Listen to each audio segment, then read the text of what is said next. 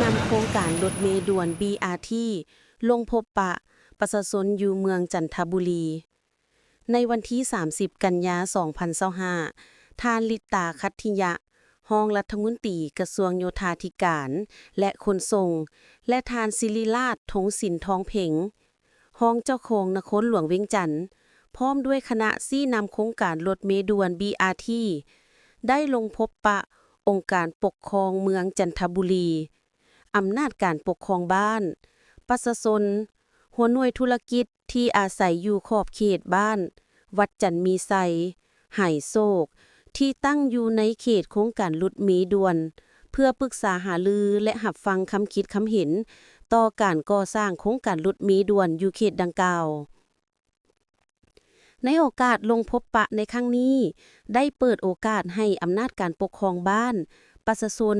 และหัวหน่วยธุรกิจ ได้ประกอบคำเห็นใส่ในการก่อสร้างโครงการดังกล่าว ซึ่งปัญหาที่ประชาชนเสนอ แม่นเสนอให้ทางโครงการเอาใจใส่ โฆษณาให้ประชาชนเข้าใจอย่างทั่วถึงเกี่ยวกับโครงการ เร่งแก้ไขบ่อนจอดรถ การสัญจรที่แออัด ท่านลิตา คัตถิยะ ได้กล่าวว่า ข้าพเจ้ามีความยินดีเป็นอย่างยิ่ง ที่ประชาชนเห็นดีในโครงการก่อสร้างรถเมล์ด่วนให้สำเร็จ ซึ่งจะสืบต่อจัดตั้งโครงการให้สำเร็จบนพื้นฐานปรับปรุงไปนำกันกับประชาชน ท่านคำพันธ์ วันธนา หัวหน้าโครงการรถเมล์ด่วน BRT ในนามคณะรับผิดชอบโครงการ ดีใจที่สุดที่ประชาชนได้เสนอหลายปัญหา ให้ทางโครงการเฮาได้รับรู้ข้อคงค้าง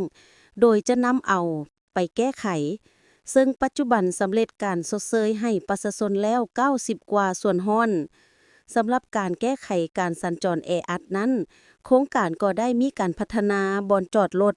อยู่ 8 จุดเขตในเมืองจันทบุรีและศรีสัตนาค นอกจากนั้นได้สมทบกับแผนกโยธาธิการ และขนส่งนครหลวงเวียงจันทน์ จะได้พัฒนาบ่อนจอดรถถนนไก่สอนใน 10 จุด และจะติดตั้งไฟอำนาจ 40 จุด พร้อมจะจัดตั้งปฏิบัติ จะมีการปรับเปลี่ยนทิศทางการสัญจรอยู่ 9 เส้นทาง ซึ่งปัจจุบันแม่นได้หีบด่วนก่อสร้างแล้วรถ BRT